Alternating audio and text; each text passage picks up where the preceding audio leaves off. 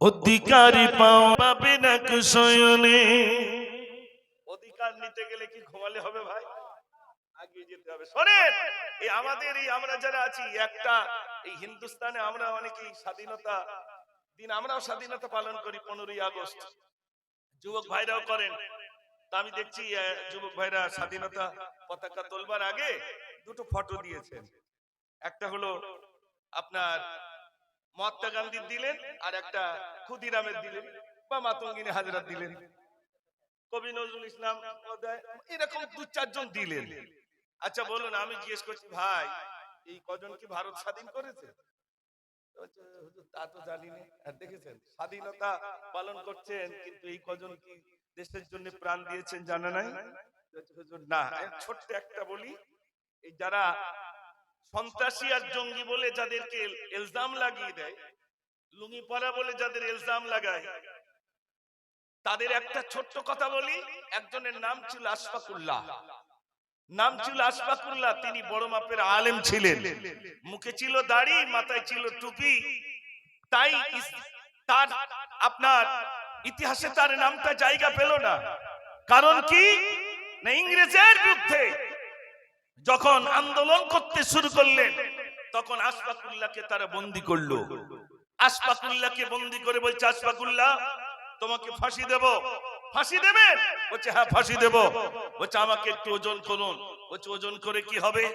বলছে আমাকে এজন্য ওজন করুন, ফাঁসির ভয়েতে যদি ওজন কমে যায় ইতিহাসের পাতায় লিখবেন কা পুরুষ আশফাকুল্লাহ। আমার ওজন যা ছিল যদি তাই থাকে ইতিহাসের পাতায় লিখবেন সুপুরুষ আশফাকুল্লাহ। আমার ওজন যা ছিল তা ছাড়া যদি বেড়ে যায় ইতিহাসের পাতায় লিখবেন বীর পুরুষ আশফাকুল্লাহ। একটু জোরে বলুন সুবহানাল্লাহ। আশফাকুল্লাহর ফাঁসির 15 দিন আগে ওজন হচ্ছে 100 কেজি। যেদিন ফাঁসি হবে সেদিন আশফাকুল্লাহকে বলা হচ্ছে, আশফাকুল্লাহ মায়ের সঙ্গে দেখা করতে চাও? না আমি কারোর সঙ্গে দেখা করতে চাই না, আমাকে একটু ওজন করা হোক। আমাকে তো ফাঁসি দেবেন, আমাকে একটু ওজন করুন। 15 দিন আগে আশফাকুল্লাহর ওজন হয়েছে 100 কেজি। শুনে রাখেন আলেমরা কেমনে জীবন দিয়েছেন এই হিন্দুস্তানের জন্য, আর তাদের আল্লাহ ইমানি শক্তি কতটা দিয়েছিলেন। 15 দিন আগে আশফাকুল্লাহর ওজন হলো 100 কেজি। যেদিন ফাঁসি হবে সেদিন আশফাকুল্লাহর ওজন করা হচ্ছে, ওজন গিয়ে দাঁড়িয়েছে 150 কেজি। একটু জোরে বলুন সুবহানাল্লাহ। ওজন বেড়েছে না কমেছে? তার নামটা ইতিহাসের পাতায় জায়গা দিল না কেন? ইতিহাসে যদি এই সমস্ত নামগুলো এসে যায়, আমাদের ছেলেরা যখন কলেজে পড়বে, আমাদের ছেলেরা যখন ইউনিভার্সিটিতে পড়বে, আমাদের ছেলেরা যখন স্কুল কলেজে পড়বে, আমাদের মেয়েরা পড়বে, তখন তারা দেখতে পাবে ভারতের জন্য হাজার হাজার আলেম জীবন দিয়েছেন।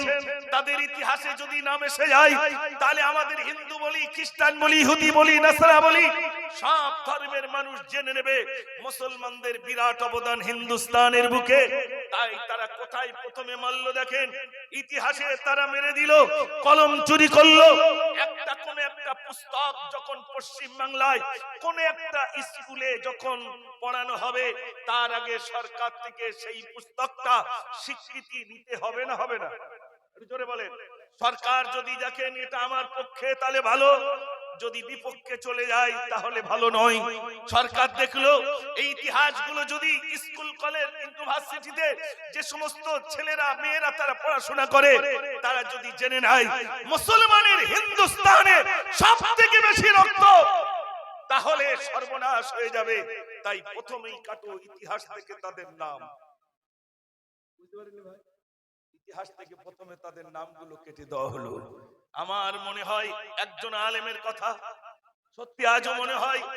আপনারা গোলাম আহমদ মুর্তজা সাহেবের নাম শুনেছেন, যদিও তিনি একজন দেওবন্দি মানুষ। তানার বক্তব্য এক জায়গায় আমি শুনছিলাম, তখন আমি ছোট।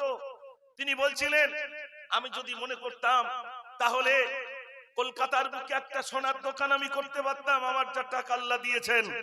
কিন্তু আমি সোনার দোকান করিনি, আমি বই মেলায় বইয়ের দোকান করেছি। কেন করেছি? আমি এই মুর্তজা বইগুলো লিখে গেলাম, ইতিহাসের ইতিহাস, বজ্রকলম, এইরকম বহু গ্রন্থ তিনি লিখে গেছেন, চেপে রাখা ইতিহাস। এই বইগুলো আমি আপনাদের জন্য দিয়ে গেলাম, আপনারা পড়বেন আর ভাববেন কিন্তু অনেক মানুষ সে সময় পুস্তকগুলো গ্রহণ করেনি। তিনি বলেছিলেন বইটা নিয়ে যান আপনার বাড়িতে, আপনি একদিন মারা যাবেন, আপনার ছেলেটা হয়তো শিক্ষা অর্জন করবে, সে হয়তো বইটা দেখবে, তার ছেলে হয়তো বইটা দেখতে পারবে, দেখলে আপনার চক্ষুটা খুলবে, আপনি একজন হিন্দুস্তানের নাগরিক হিসাবে আপনি আছেন, আপনি জানতে পারবেন হিন্দুস্তানের ইতিহাস। কিন্তু আমরা কি করি, সত্যি কথা বলেন দিন, বসে ইসালে সব বলি, এখন হালুয়ার দোকানে বেশি ভিড় হয় না কেতাবের দোকানে বেশি ভিড় হয়? জোরে কথা বলেন। মুসলমান হালুয়া খেতে শিখেছে, মুসলমান হালুয়া খাবে, মুসলমান জ্ঞান সঞ্চয় করবে না, কিতাব পড়বে না। বসিরহাট আল্লামা হিন্দ আল্লামাল গুলামিন শাহ রাহমাতুল্লাহ আলাইহি জাতির জন্য তিনি বহু কিতাব রচনা করে গেলেন। ওই কিতাব আমাদের বাড়িতে নেই। দাদা হুজুর পীর কেবলা রাহমাতুল্লাহ আলাইহি জাতির জন্য কিতাব লিখলেন, এই কিতাবগুলো আমাদের ভিতরে নেই। তাহির শাহ হুজুর রাহমাতুল্লাহ আলাইহি জাতির জন্য কিতাব লিখেছেন, এই কিতাবগুলো আমাদের ভিতরে নেই। আমরা কিতাব কিনি না, আমরা কিনি হালুয়া। ঠিক বলছি না ভুল বলছি? আর গ্রামে গ্রামে আমাদের ভিতরে মতনৈক্যের কোনো অভাব নেই। সামান্য কিছু মশলাগত দিক, তা নিয়ে নিজেদের ভিতরে মারামারি আছে না নাই? জোরে বলেন। আর মারামারি না ভাই, ওগুলো বন্ধ করুন। কলমাওয়ালা মুসলমান, লা ইলাহা ইল্লাল্লাহ মুহাম্মাদুর রাসূলুল্লাহ সাল্লাল্লাহু আলাইহি ওয়াসাল্লাম, এইটুকু কলমা যদি আমি পড়ে থাকি, তাহলে আসুন ফিরে আসি, সব মতনৈক্য দূর করে দিয়ে আগামী দিনে এই জাতিকে বাঁচানোর জন্য আমাদের ঐক্য হতে হবে না হবে না? জোরে বলেন। আমাদের ঐক্য হতে হবে। তা যদি আমরা না হতে পারি, তাহলে মনে রাখবেন, কে তবলিগ, কে ফুরফুরা, কে বরেলি, কে আজানগাছি, কে আহলে হাদিস, এই সমস্ত জমিনগুলো কিন্তু ওয়াকফ করা, ওই সম্পদগুলো ছিনিয়ে নেবে। নেবে না নেবে না? আমার সোনার ভাইদের কাছে এজন্য আমার দাবি, আজকের এই প্রোগ্রামে আমি শুধু আপনাদের কাছে এই দাওয়াত দিতে এসেছি, আগামী দিনে হয়তো শহীদ মিনার বলেন, যে কোনো সংগঠনের তরফ থেকে ডাক দেবে ইনশাআল্লাহ। 28 তারিখে একটা মিটিং আছে, সিদ্দিকুল্লাহ চৌধুরী সাহেব তিনি ডাক দিয়েছেন আলহামদুলিল্লাহ। এবং আমি দেখলাম দেওবন্দ থেকে মাহমুদ মাদানী জি তিনি আসছেন ইনশাআল্লাহ। বহু জায়গা থেকে বুজুর্গানে দ্বীন তারা আসছেন, উলামা হযরত আসছেন। আমাদের যেতে হবে না হবে না? একটু জোরে বলে। যাওয়া লাগবে। আপনারা জানেন একটি সংগঠন স্বাধীনতার পূর্বে, জামিয়াতে উলামায়ে হিন্দ, এই সংগঠনটি স্বাধীনতার পূর্বের সংগঠন, যে সংগঠনে দাদা হুজুর পীর কেবলা রাহমাতুল্লাহ আলাইহি নেতৃত্ব দিয়েছেন, যে সংগঠনে জি আল্লামা হিন্দ আল্লামা রুহুল আমিন শাহ রাহমাতুল্লাহ আলাইহি তিনিও নেতৃত্ব দিয়েছেন। পরবর্তীতে আবার তারা একটা সংগঠন বানিয়েছিলেন, সেটা হলো জামিয়াতে উলামায়ে বাংলা। ঠিক বলছি না ভুল বলছি? অতএব তানাদের আকাবিরদের ভিতরে কোন রকম দ্বিমত নেই। আমাদের নিজের নিচের তলায় আমরা যারা আছি, আমাদের ভিতরে মতের শেষ নেই। আর গ্রামে মারপিট, আমার দিনে একটা দেখলাম মসজিদ নিয়ে মারপিট হয়েছে। কি নিয়ে ভাই? মসজিদ নিয়ে মারপিট হয়েছে, থানায় গেছে, দুটো বোল্ড আউট হয়ে গেছে। বোল্ড আউট বলছেন, দুটো মরে গেছে। মসজিদ নিয়ে রাজনীতি চলছে, মাদ্রাসা নিয়ে রাজনীতি চলছে নিজেদের ভিতরে, আপনার চিয়ার দখলে লড়াই চলছে।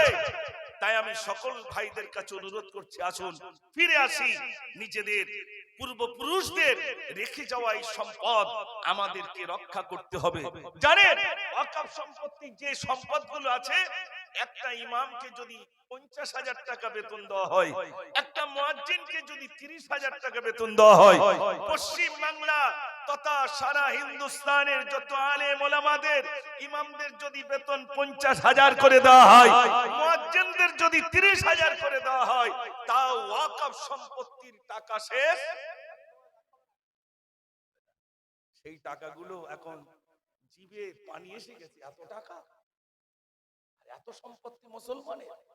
মুসলমান রাজত্ব করেছে 700 বছর। কত বছর ভাই? 750 বছর। আমি 700 বছর ধরলাম, 750 বছর। আর আপনার আমাদের যারা আমাদের হিন্দুস্তানকে ইংরেজদের দখলে ছিল মাত্র 200 বছর, কেউ লিখেছেন 150 বছর। জি ওই 190-200 কাছাকাছি। তো এইরকম আপনার তারা রাজত্ব করলো। তাহলে বুঝুন এই হিন্দুস্তানের কত সম্পদ মুসলমানের। মুসলমানরা নাম রেখে গিয়েছে ইসলামপুর, নামটা পাল্টে দিচ্ছে যোগী আদিত্যনাথ, ইসলামপুর থাকবে না। মুসলমান নাম রেখে গেছে জায়গা, সেই নামগুলো কেটে দেওয়া হচ্ছে, আমাদের দুঃখ নাই। নামের সঙ্গে কি আছে ভাই? শিয়ালদার নাম যদি এখন অন্য কিছু দেয় দেখ, তাতে আমাদের আপত্তি কি? আমাদের আপত্তি নেই। আমাদের আপত্তি একটাই জায়গায়, সেটা হলো ওয়াকফ সম্পত্তি তো আপনাদের নয়, ওটা আমাদের পূর্বপুরুষ তারা ওয়াকফ করে গেছেন। এটা গরিবের সম্পদ, এটা দুস্থের সম্পদ, এটা অসহায়ের সম্পদ। ওই অসহায় মুসলমান, দুর্বল মুসলমানের সম্পদ, এটা আপনাদের নয়, আমাদের পূর্বপুরুষ তারা রেখে গেছেন। মসজিদের উন্নতি কল্পে, মাদ্রাসার উন্নতি কল্পে, কবরস্থানের উন্নতি কল্পে, শিশুর আগামী দিনের ভবিষ্যতের লক্ষ্যে তারা দান করে গেছেন। এই সম্পদ তো মুসলমানের, ঠিক কি না ভাই? এটা আমাদেরকে রক্ষা করতে হবে না? হবে না? একটু জোরে বলেন। একটা ঘর পাওয়ার জন্য তাই ময়দানে কি সর্বনাশ করে ভাই, একটা ঘর দাও না, একটা ঘর দাও না। যে ছোটা ছুটতেছে একটা ঘরের জন্য, সেই ছোটা কি ছুটেছি ইসলামকে জিন্দা করার লক্ষ্যে, ওয়াকফ সম্পত্তিকে বাঁচাবার জন্য? কোনো আলোচনা নেই, কিচ্ছু নেই, শুধু ঘুমিয়েই পড়ে আছে। জি, এই জন্য আমি সকলের যোগ ভাইরা বসেন, আমি অনেকক্ষণ বলেছি, এবার দু চারটি গজল শোনাবে, একটু বসেন, একবার দরুদ শরীফ পড়েন। আল্লাহুম্মা